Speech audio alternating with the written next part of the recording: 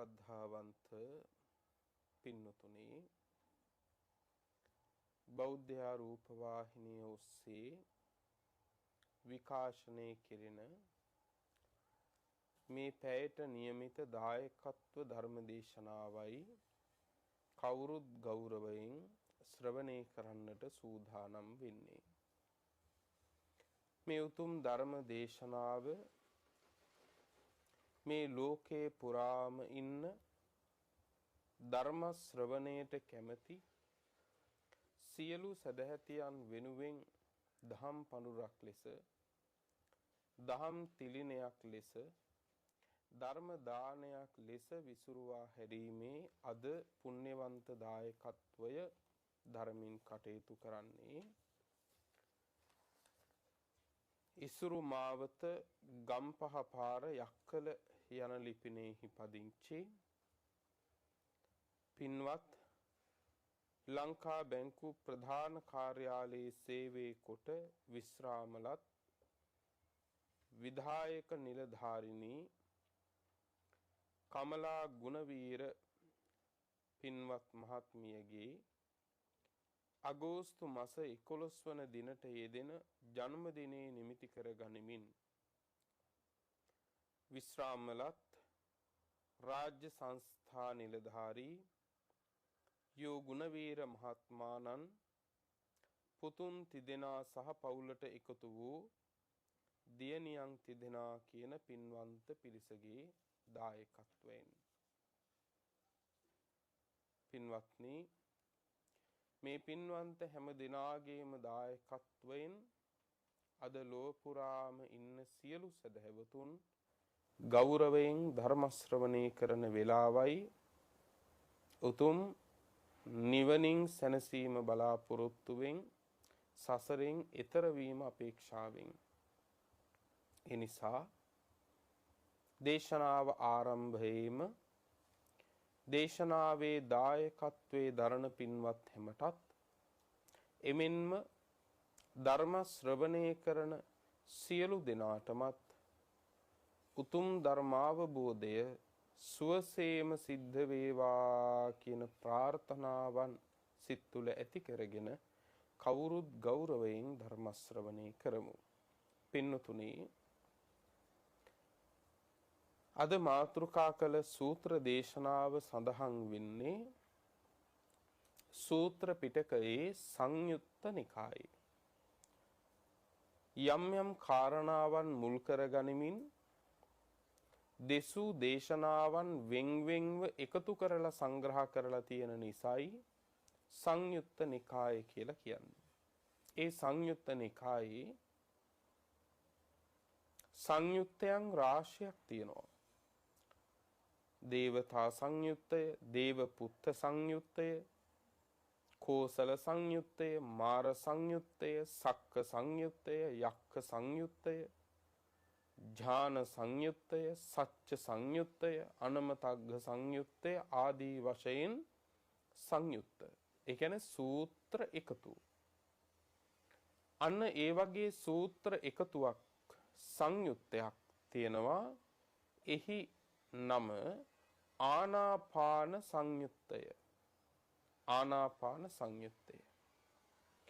ආනාපාන සංයුත්තයේ සඳහන් වෙන්නේ ආනාපාන සතිය පිළිබඳව දෙසූ දේශනාවන්. ඒ ආනාපාන සංයුත්තයේ සූත්‍ර දේශනාවක් තියෙනවා පින්නතුනේ. සූත්‍රයේ නම අසුභ කියන සූත්‍ර දේශනාව. සූත්‍ර පිටකයේ සංයුත්ත නිකායේ ආනාපාන සංයුත්තයේ අසුභ කියන සූත්‍ර දේශනාවයි අද පින්වත් ඔබට දේශනා කරන්නේ. පින්වත්නි, තථාගත බුදුරජාණන් වහන්සේ විශාලා මහනුවරදි කරපු දේශනාවක්. විශාලා මහනුවරට විශාලා කියලා කියන්න හේතුවක් තියෙනවා. මේක පාලියෙන් කියන්නේ වේසාලි කියලා. විශාලාව. එහෙම කියන්න හේතුව තමයි මේ නගරයේ ප්‍රාකාරය අවස්ථා කීපයකදී පින්වත්නි ආරක්ෂාව පිණිස විශාල කරලා තියෙනවා. නගර ප්‍රාකාරය නැවත නැවත අවස්ථා තුනකදී විශාල කළ නිසා මේ රාජධානියට විශාලාව කියලා තියෙනවා. පින්වත්නි, මේ විශාලා මහනුවර තිබුණා මහ වනය කියලා එකක්. මේ මහ වනයේ කූටාගාර ශාලාව කියලා තථාගත බුදුරජාණන් වහන්සේට ගන්ධ කුටියක් තිබුණා.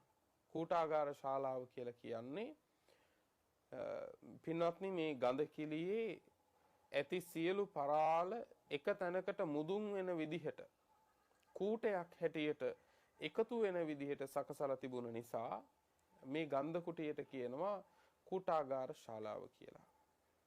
ඉතින් විශාලා මහනුවර මහා වනයේ කූටාගාර ශාලාවේ තමයි තථාගත බුදුරජාණන් වහන්සේ ඒ කාලේ වැඩ සිටියේ. තථාගත බුදුරජාණන් වහන්සේ ඒ කාලේ පින්වත්නි භික්ෂූන් වහන්සේලාට නොඑක් ආකාරයෙන් අසුභ කතාව දේශනා කළා. මෙතන කියන්නේ කතාව අසුභයි කියන එක නෙවෙයි, අසුභය පිළිබඳව තථාගතයන් වහන්සේ ධර්මයේ දේශනා කළා. පින්වත්නි, ඇතමික් අසුභ කතාව කියලා දකින්නේ පින්වත්නි කතාවේ අසුභ භාවයක්. නමුත් බුදුරජාණන් වහන්සේගේ අසුභය පිළිබඳව කතාව අනන්ත සුභ වූ නිවන අරමුණු කරගෙනයි පවතින්නේ. ඒ නිසා ඇති අසුභයක් පිළිබඳව සුභ වූ අරමුණක් මතු කර ගැනීම පිණිස දේශනා කරන දේශනාවයි බුදුරජාණන් වහන්සේගේ අසුභ කතාව කියලා කියන්නේ. පින්වත්නි, බුදුරජාණන් වහන්සේ කාලේ භික්ෂුන් වහන්සේලාට නොඑක ආකාරයෙන් අසුභය පිළිබඳව දේශනා කළා.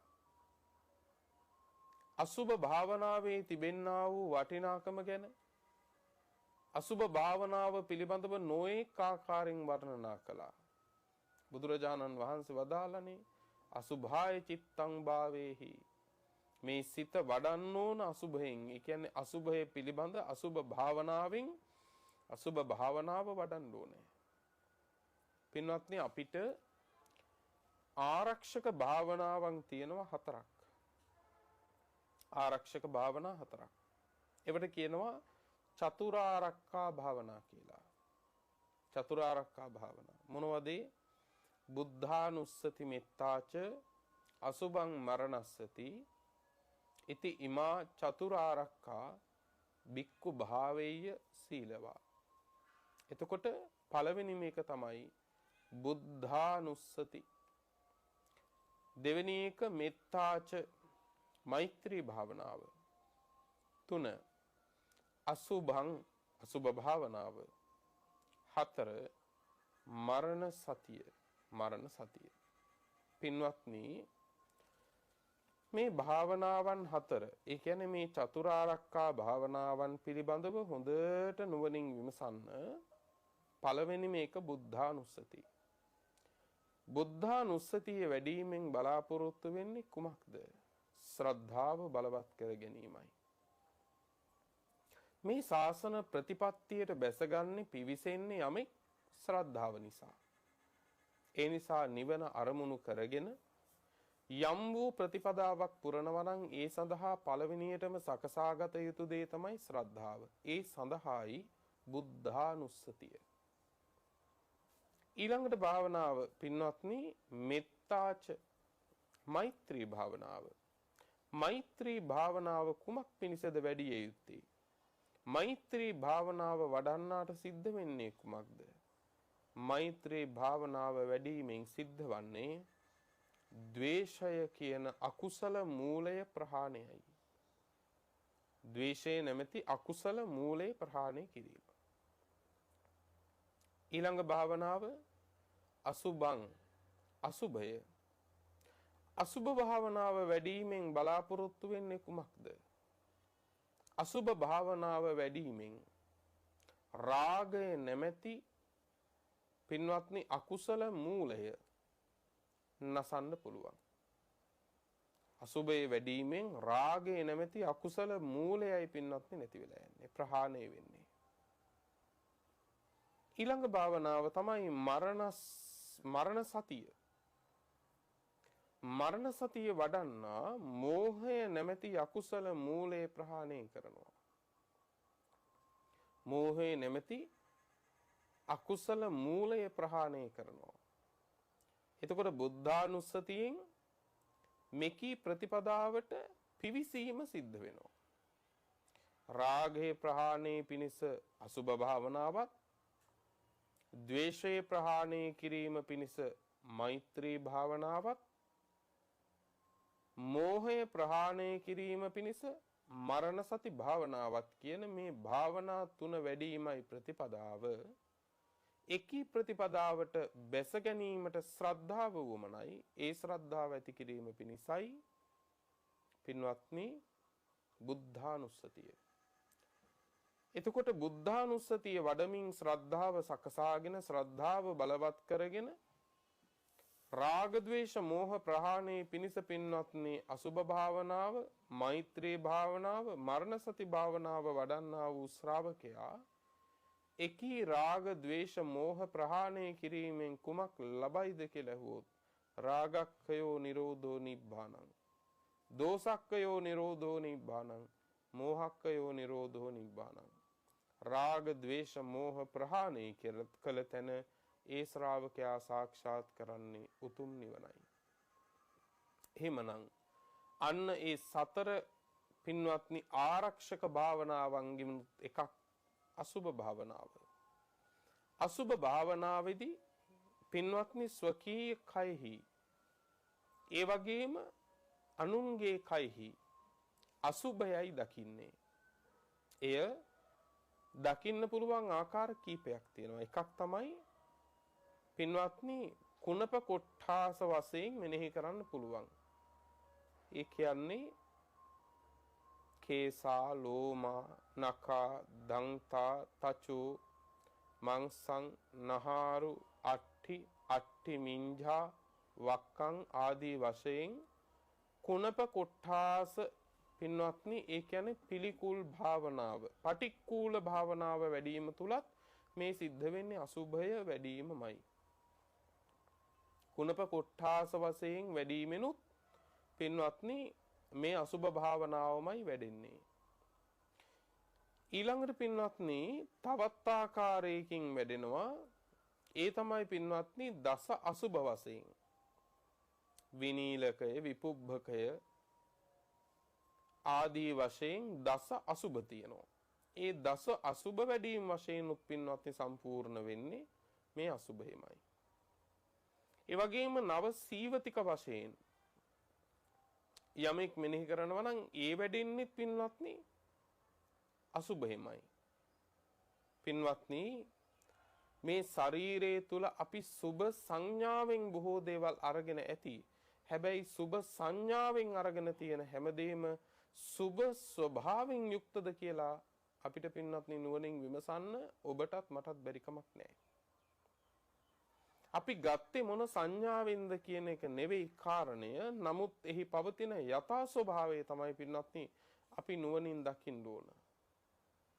ඇතැම් විටකදී පින්වත්නි ඔබට වැටහෙයි හොඳින් විමසනකොට අපි අසුභ ලෙස පවතිනක් සුභ සංඥාවකින් ගැනීමක් පමණයි තියෙන්නේ. එහෙනම් එතන තියෙන්නේ කුමක්ද? එතන තියෙන්නේ මුලාවක්. එතන තියෙන්නේ විකෘතියක්. එතන තියෙන්නේ පින්වත්නි විපරීතයක්. එතකොට මේ ලෝකේ සියල්ලෝ පින්වත්නි මේ කයෙහි ඇලිලා බැඳිලා ගැලිලා නැවත නැවත භවයේ ප්‍රාර්ථනා කරන තැනක පින්වත්නි වාසය කරන්නේ මොකක් නිසාද? සැබවින්ම ඇති අසුභයක් සුභ සංඥාවකින් ග්‍රහණය කර ගැනීම නිසා. සුභ සංඥාවකින් ගැනීම නිසා විකෘති සංඥාවක්. ඒ සංඥාව විකෘති වුණාම ඊළඟට සිත විකෘති වෙනවා. සිත විකෘති වුණාම දිට්ඨි ඒ කියන්නේ දෘෂ්ටිය දැකීම දිට්ඨිය කියන එක විකෘති වෙලා යනවා. පින්වත්නි බුදුරජාණන් වහන්සේත් නොයෙක් ආකාරයෙන් පින්වත්නි මේ අසුභය පිළිබඳව දේශනා කළා. මේ කයෙහි පවතිනා වූ නිස්සාර භාවය, මේ කයේ පවතිනා වූ අසුභ භාවය, මේ කයේ පවතිනා වූ අසාර භාවය, මේ කයේ පවතිනා වූ තුච්ඡ භාවය. බුදුරජාණන් වහන්සේ නොයෙක් ආකාරයකින් උපමා ගෙනහැර දක්වමින් පින්වත්නි දේශනා කළා. එහෙම දේශනා කළා. දේශනා කරලා පින්වත්නි බුදුරජාණන් වහන්සේ වදාලා මහණෙනි මං අඩමසක කාලයක්, ඒ කියන්නේ මාස භාගයක කාලයක් මං හුදකලාව වාසය කරන්න කැමතියි. හුදකලාව වාසය කරන්න කැමතියි. ඒ නිසා මං හුදකලා වෙනවා පිණ්ඩපාතය රැගෙන එන භික්ෂුවක් ඇර වෙනත් කෙනෙක් මාව හමු වෙන්න එපා කිව්වා. පිණ්ඩපාතේ ගෙන එන භික්ෂුවක් ඇර වෙනත් කෙනෙක් මාව හමු වෙන්න එපා. එහෙම කියලා බුදුරජාණන් වහන්සේ පින්වත්නි හුදකලා වුණා. දැන් පින්වත්නි නිරන්තරයෙන්ම බුදුරජාණන් වහන්සේ හමු වෙන්න පින්වත්නි වඩින්නේ එකම එක්කෙනයි කවුද? පිණ්ඩපාතේ රැගෙන යන භික්ෂුව විතරයි. පින්වත්නි මේ කාලේ අර අසුභ කතාව, අසුභය පිළිබඳ දේශනාව අහපු බොහෝ භික්ෂුන් වහන්සේලා පින්වත්නි ජීවිතය ගැන හොඳටම කලකිරුණා. මේ ජීවිතයේ හිස් බව, විපරීත භාවය පින්වත්නි ඇහෙනකොට, දැනෙනකොට, හැඟෙනකොට ජීවිතය එපා වුණා. ජීවිතේ එපා වෙලා මොකද කළේ? නොඑක් ආකාරයෙන් ක්‍රමෝපායන් හොයාගත්ත ජීවිතේ තොර කරගන්න. මේ වගේ ජීවිතයක් මොකටද ජීවත් කරවනවද? මේ වගේ කයක් මොකට නඩත්තු කරනවද කියලා නොඑක් අවියායුධ ආදියත් හොයාගෙන පින්වත්නි දිවිතොර කරගන්න බැලුවා. සමහර අවස්ථාවන් වලදී ඇතමුන් ළඟට ගිහිල්ලා පින්වත්නි ජීවිතේ තොර කරන්න කියලා ඉල්ලීම් කළා. ඇතමෙක් පින්වත්නි කරන්න බෑ කිව්වම කියනවා මම මැරුණොත් මගේ පාත්‍ර සිවුරු ආදී සියලු දේවල් අයිති වෙන්නේ නුඹට. ඒ නිසා ඒ ටික ගන්න මාව මරන්න කියලා ඇතමෙක් පින්වත්නි ඒක කිව්වට පස්සේ අර පාත්‍ර සිවුරු කෙරෙහි තිබෙන්නා වූ ආසාව නිසා පින්වත්නි අනෙක් අයව ජීවිතෙන් තොර කළා. මේ තොර කලේ පින්වත්නි මේ ධර්මය අවබෝධ කරගත්තු ආර්ය භාවයට පැමිණිච්ච මේ ධර්ම මාවත මනාව වටහාගත්තු මහා ස්වාමීන් වහන්සේලා නෙමෙයි. පින්වත්නි දැන් දවසකට ඇතැම් විටකදී දෙනම තුන්නම පින්වත්නි ජීවිතේ තොර කරගත්තා. තවත් දවස් වලට 10 දෙනා 20 දෙනා වහන්සේලා 39ක් විතර ජීවිතේ තොර කරගත්තා. පින්වත්නි බුදුරජාණන් වහන්සේට මේ කිසි තොරතුරක් ලැබෙන්නේ නැහැ. ඇයි? බුදුරජාණන් වහන්සේ හමුවට පිණ්ඩපාතේ රැගෙන යන භික්ෂුව විතරයි පිණ්ඩපාතේ අරන් යන්නේ. දැන් කෙනෙකුට හිතෙන්න පුළුවන්. එතකොට බුදුරජාණන් වහන්සේ මේ කාරණේ දැක්කෙම නැද්ද? උන්වහන්සේ සම්මා සම්බුද්ධයි නේද? හිතෙන්න පුළුවන්. පින්වත්නි තථාගත බුදුරජාණන් වහන්සේගේ සර්වඥතා ඥානය ගැන හරි තථාගත බුදුරජාණන් වහන්සේගේ මහා කාරුණික භාවය ගැන හරි පින්වත්නි ස්වල්ප මාත්‍ර වූ හෝ සැකයක් ඇති කරගන්නට එපා. මෙතනදී තථාගත බුදුරජාණන් වහන්සේ මේ කාරණය මෙසේම සිද්ධ වෙන බව දන්නවා. එහෙත් එය තථාගතයන් වහන්සේට වළක්වන්න පුළුවන් දෙයක් නෙවෙයි. ඒ කුමක් නිසාද? ඒකට හේතුව උන්වහන්සේලා ඒ ගෙවන්නේ උන්වහන්සේලා විසින්ම කරගත්තා වූ කර්මයක විපාකයයි. පෙර මේ ස්වාමින් වහන්සේලා සියලු දෙනා වහන්සේලා 500ක් දෙනා පින්වත්නි පෙර භවයක මේ 500 දෙනාම පින්වත්නි මොකද කළේ? එක වන ප්‍රදේශයක් වට කරලා දැලක් ඇද්දා. මහ විශාල වන ප්‍රදේශයක් වට කරලා මිනිස්සු 500ක් නේ මේ 500 දෙනාම වට කරලා මේ 500 දෙනාම මේ වනය වට කරලා දැලක් ඇද්දා. දැලක් ඇදලා පින්වත්නි එක දිශාවකින් පින්වත්නි එහි ඉන්න මුවන් ආදී නොඑක් සත්තු පක්ෂීන් පිළිබඳ ඒ සත්තු පසුපස ලුහු බැඳලා පින්වත්නි අර සත්තුන්ව මරාගෙන ආහාරයට ගත්තා. අර වනයේ වට කරලා දැලක් එලලා 500 දෙනා ඒ කොටසේ ඉන්න ඒ සත්තු උල් වලින් ඇනලා අර දැලෙන් වට කරලා ඝාතනය කරලා අනුභව කළා. එදා ඒ කරගත්තු කර්මයෙන් නිරයට වැටිලා නිරයේ බොහෝ දුක් විඳලා යම් පෙර කුසලයකුත් මතුවලා පින්වත්නි මනුස්ස භවයකට ආවා. හැබැයි ඒ මනුස්ස භවයකට ඇවිල්ලා පැවිදි වුණා. පැවිදි වෙලා තමයි පින්වත්නි දැන් මේ කර්මයට මුහුණ දෙන්න සූදානම. මේ කර්මය බුදුරජාණන් වහන්සේටවත් වළක්වන්න පුළුවන් දෙයක් නෙවෙයි පින්වත්නි. ඒ නිසා බුදුරජාණන් වහන්සේ මේ කාරණේ දන්නවා. ඒ නිසාමයි බුදුරජාණන් වහන්සේ හුදකලා වුණේ. බුදුරජාණන් වහන්සේ මේක දැනගද්දි දැකගනිද්දි මේ සිදුවීම් ටික සිද්ධ වුණා නම් ලෝකයා චෝදනා කරනවා බුදුරජාණන් වහන්සේට කිසිම හිතක් පපුවක් නැහැ.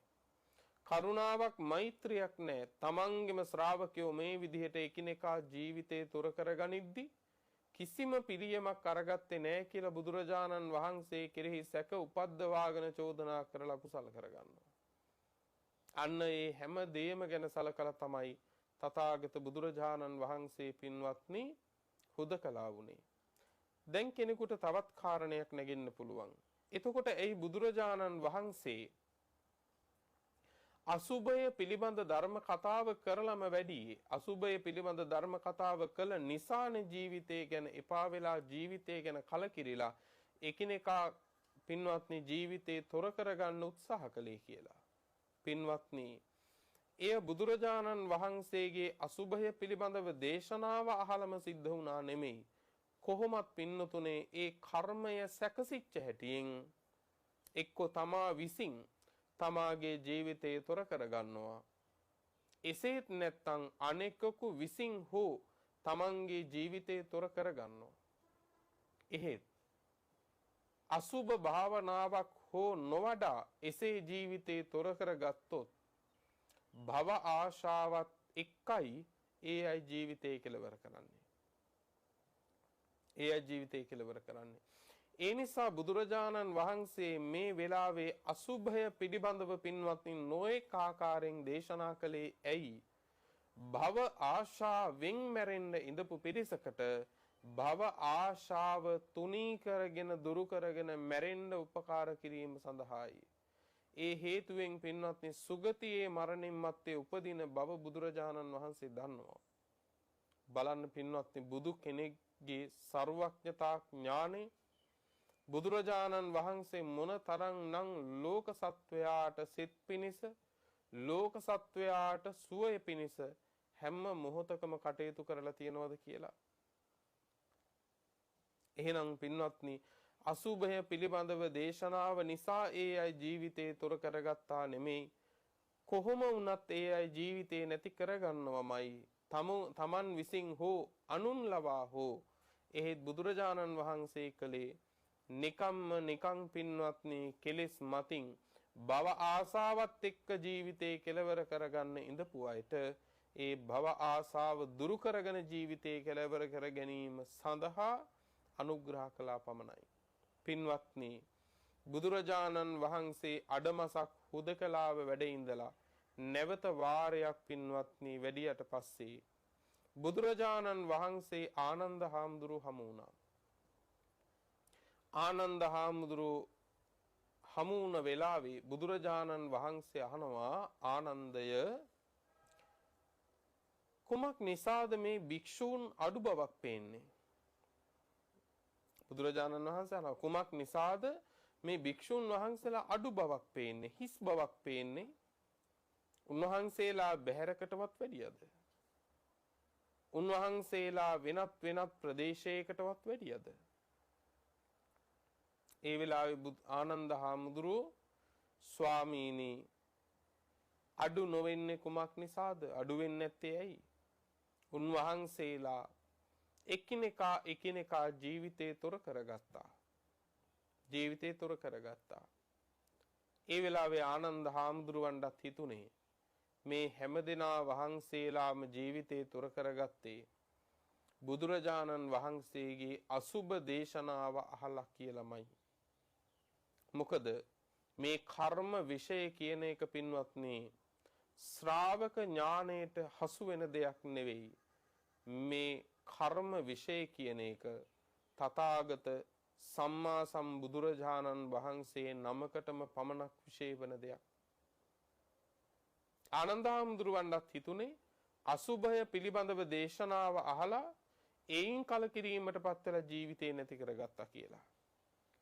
ඒ නිසා ඒ වෙලාවේ ආනන්ද හාමුදුරුවෝ ඉල්ලීමක් කළා තථාගත සම්මා සම්බුදුරජාණන් වහන්සේගෙන්, ස්වාමීනි අපිට අසුභය නොමැතිව වෙනත් ආකාරයක ශාන්ත වූ ප්‍රණීත වූ භාවනාවක් වැඩිය යුත්තක් අපිට දේශනා කරන සීක්වා. බලන්නකෝ පින්වත්නි, බුදුරජාණන් වහන්සේගෙන් ඉල්ලීමක් කරනවා අපිට වෙනත් ශාන්ත වූ ප්‍රණීත වූ ප්‍රතිපදාවක් වැඩිය යුත්තක් ස්වාමීනි අනුකම්පා කොට දේශනා කරන සීක්වා. අන්න ඒ වෙලාවේ තථාගත සම්මා සම්බුදුරජාණන් වහන්සේ පින්වත්නි දේශනා කළා එසේනම් ආනන්ද ආනාපාන සතිය වඩව්. එසේනම් ආනන්ද ආනාපාන සතිය වඩව්. ආනාපාන සතිය. යම් කිසි කෙනෙක් ආනාපාන සතිය වඩනවා නම්, යමෙක් ආනාපාන සතිය බොහෝසෙයින් වඩනවා නම්, එසේ වඩන්නා වූ ආනාපාන සතිය සන්තෝචේව ශාන්තයි, පනීතෝච ප්‍රණීතයි, අසේචන කෝච ප්‍රകൃතියෙන්ම හිමත් නැත්තම් මනාවම ප්‍රණීතයි, සුකෝච විහාරෝ සැපවත් විහරණයක්. ආනාපාන සතිය වැඩිම තුල තියෙන සැපවත් විහරණයක්. uppannේච පාපකේ අකුසලේ ධම්මේ, uppannේච පාපකේ අකුසලේ ධම්මේ. උපදින්නා වූ කියන්නේ උපදින පාපී අකුසල ධර්මයන් ඨානසෝ අන්තරදාපේති උපදින තැනම නැති කරනවා. වූප සමීති සමනය කරලා